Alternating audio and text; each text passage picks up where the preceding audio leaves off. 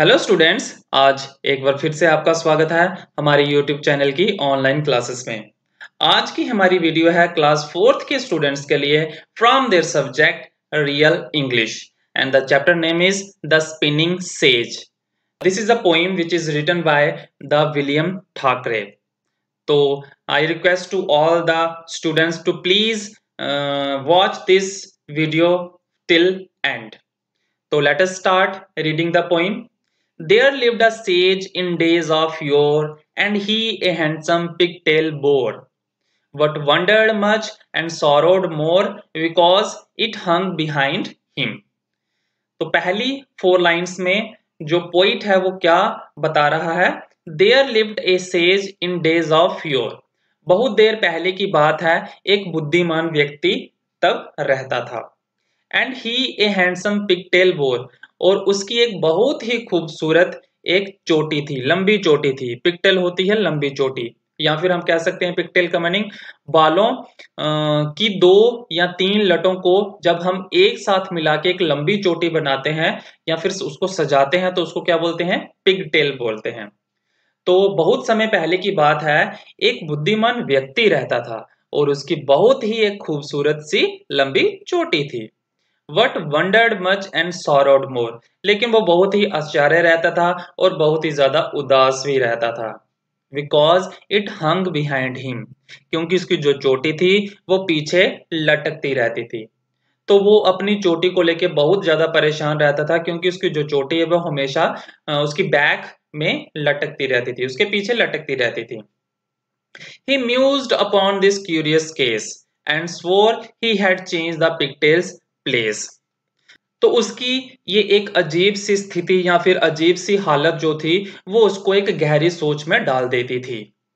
And swore he had changed the pigtails place, और उसने कसम खाई कि वो अपनी लंबी चोटी की जो जगह है उसको चेंज करेगा, उसकी प्लेस जो है वो चेंज करेगा, क्योंकि उसकी पिगटेल जो थी वो ऑलवेज क्या करती थी, वो पीछे लटकती रहती थी उसकी बैक पे। And have it hanging at his face, not dangling there behind him, और उसने क्या सोचा कि वो अपनी पिगटेल को अपने फेस के सामने लटकाएगा ताकि वो वहां से ना तो लटक सके ना फिर झूल सके। तो उसने ये सोचा। नेक्स्ट पैराग्राफ है, says he the mystery I have found, ये बोल के उसने अपने आप को कहा कि मैंने इतना गहरा रहस्य, इतना गहरा राज या ये जो पहेली है उसको मैंने सुलझा लिया है। I will turn me round, he turn him around, मैं अपने आप को घुमाऊंगा और तभी वो क्या करता है, अपने आप को गोल गोल घुमाता है। But still it hung behind him, लेकिन उसकी चोटी जो है वो फिर से पीछे की ओर ही लटक रही होती है। ये तो ऑब्वियस है कि चोटी जो है वो पीछे ही लटकती है, लेकिन वो जो बुद्धिमान व्यक्ति है वो अपनी उस चोटी के पीछे लटकने से इतना परेशान होता है कि वो चाहता है कि वो अपनी चोटी की जो जगह है उसको चेंज करे, और क्या सोचता है कि वो उसको अपनी चोटी को जो है वो अपने चेहरे के सामने रखेगा ताकि वो वहां से ना तो लटक सके ना ही झूल सके। लेकिन जब वो इस तरह से सोचता है और फिर वो गोल गोल घूमता है तो क्या पाता है कि उसकी चोटी जो है वो फिर से पीछे की ओर ही लटक रही होती है।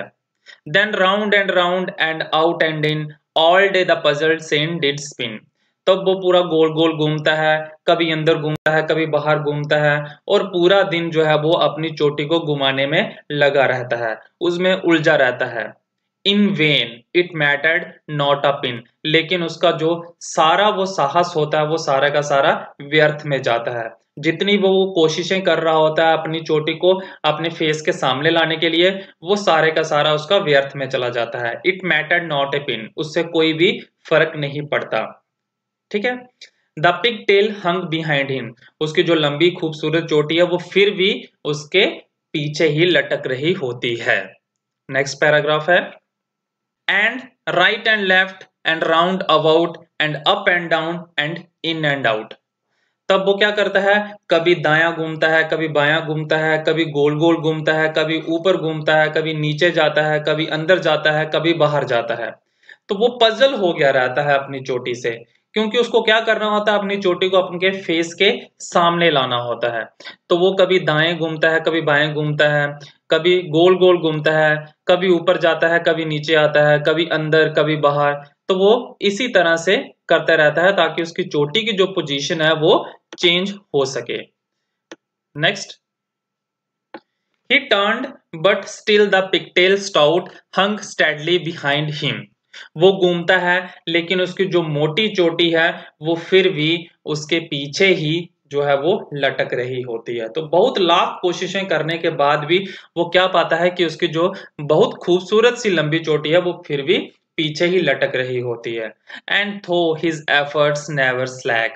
हालांकि उसकी जो कोशिशें हैं, उसके जो प्रयास हैं, उसमें किसी भी चीज की कमी नहीं है, ऊर्जा की बिल्कुल भी कमी नहीं या लापरवाही की बिल्कुल भी कमी नहीं है।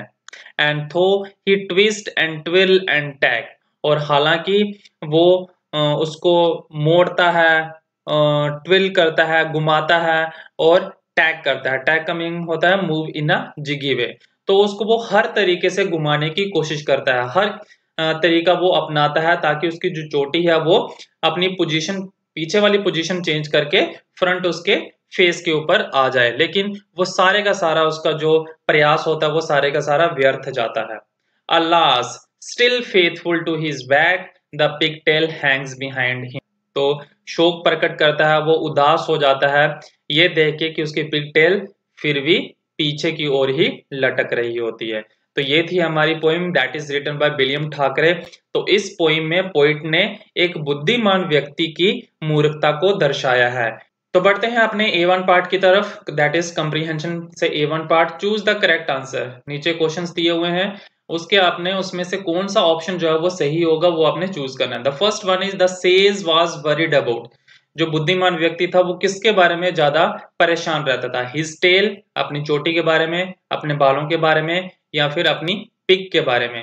तो इसका ऑप्शन आएगा B part, hairs, his hair, अपने जो बाल थे उसके बारे में। अगर यहाँ पे ऑप्शन होता पिग टेल, दोनों कंबाइन करके दिया होता तो फिर वह हमारा ऑप्शन आना था पिग टेल। लेकिन यहाँ पे टेल और पिग को अलग अलग दिया है तो यहाँ पे फिर ऑप्शन आएगा बाल। उसके अपने बालों के बारे में चिंता रहती थी कि वो पीछे की ओर ही क्यों लटक रहे हैं। सेकंड है the sage wanted the pigtail to hang behind him, to spin around him, to hang at his face. वो जो बुद्धिमान व्यक्ति था वो अपनी लंबी चोटी को क्या करना चाहता था कि वो उसके फेस के सामने हैंग हो, फेस के सामने लटके। तो सी पार्ट आएगा, to hang at his face. Third part है this poem is about, A option the wisdom of the sage, the way sage live, the foolishness of the sage. तो ये जो पोइम है वो उस बुद्धिमान व्यक्ति की मूर्खता को दर्शा रहा है। तो ऑप्शन क्या आएगा? C part. The next question is A2 part, answer this questions. इस क्वेश्चन के आंसर जो है वो आपको हमारे डिस्क्रिप्शन बॉक्स में से जो है वो मिल जाएंगे, तो आप वहां से नोट डाउन कर सकते हैं। आगे बढ़ते हैं हम नेक्स्ट पेज की ओर। Our next page is sounds and pronunciation. नीचे कुछ वर्ड्स दिए हुए हैं, उनको आपने प्रोनाउंस करना है। Read the following words allowed. नीचे दिए गए शब्दों को जोर जोर से पढ़िए। Notice the sounds of the highlighted letters make.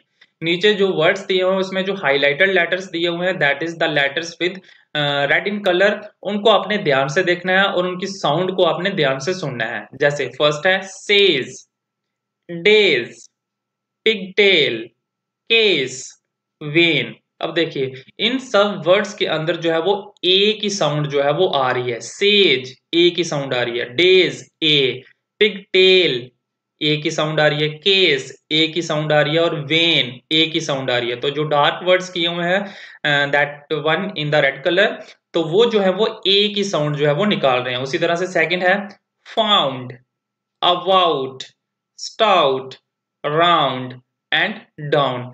अब यहाँ पे जो वर्ड्स हैं ये आओ की साउंड निकाल रहे हैं।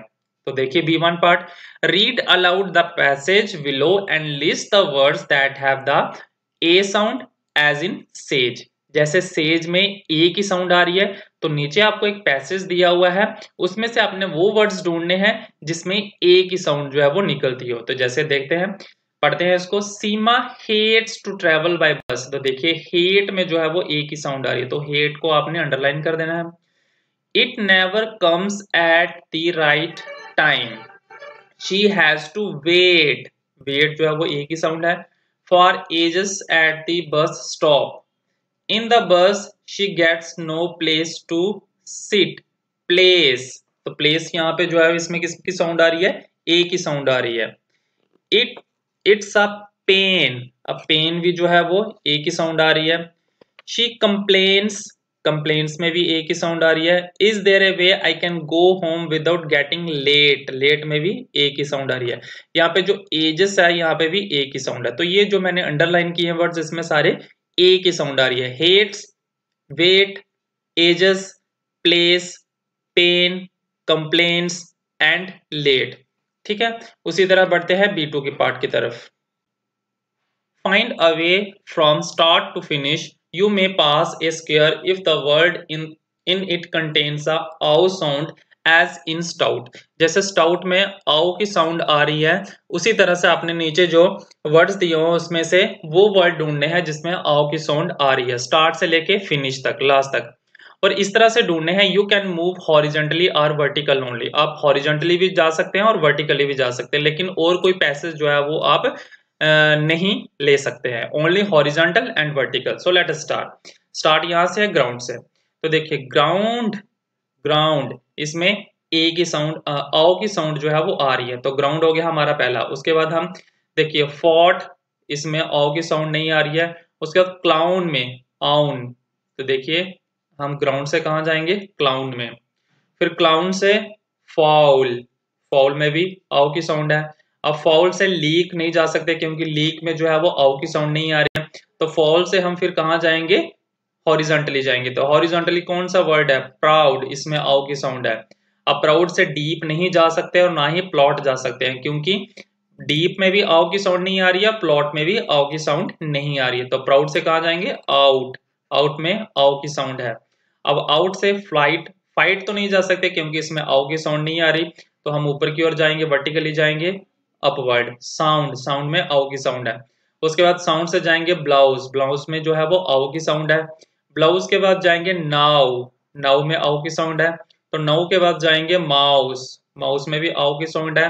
फिर काउंट और फिर ब्राउन, यहाँ पे आके आपका क्या हो गया, फिनिश। स्टार्ट यहाँ से हुआ था और फिनिश यहाँ पे हो। तो देखिए ग्राउंड से क्लाउन गए, ये जो है इस तरह से अगर जाएंगे तो ये होगा आपका वर्टिकली, ये वर्टिकली, और फिर इस साइड इस तरह से मूव करेंगे तो ये होगा आपका हॉरिजॉन्टली। ठीक है, तो पहले वर्टिकली आए दो वर्ड, ग्राउंड से क्लाउन, क्लाउन से फाउल, दो वर्ड हम वर्टिकली आए। फिर हॉरिजॉन्टली मूव किया दो वर्ड्स, फिर एक वर्ड वर्टिकली मूव किया अपवर्ड, और फिर हॉरिजॉन्टली, और फिर वर्टिकली डाउनवर्ड। तो ये था हमारा B2 पार्ट। इसी के साथ हमारा ये जो पोइम है द स्पिनिंग सेज, इसकी एक्सरसाइज भी कंप्लीट होती है। इसके बाद C1 और जो C2 पार्ट है वो एक्टिविटी पार्ट है, तो वो आप खुद से अटेम्प्ट कर लीजिए। तो अगर आपको हमारी आज की वीडियो अच्छी लगी हो, अच्छे से आपने समझा हो, इससे अच्छी आपने एक लेसन सीखा हो, तो प्लीज इस वीडियो को लाइक और शेयर जरूर कीजिए, और हमारे चैनल को भी सब्सक्राइब करना बिल्कुल भी ना भूलें। तो thank you so much and have a nice day.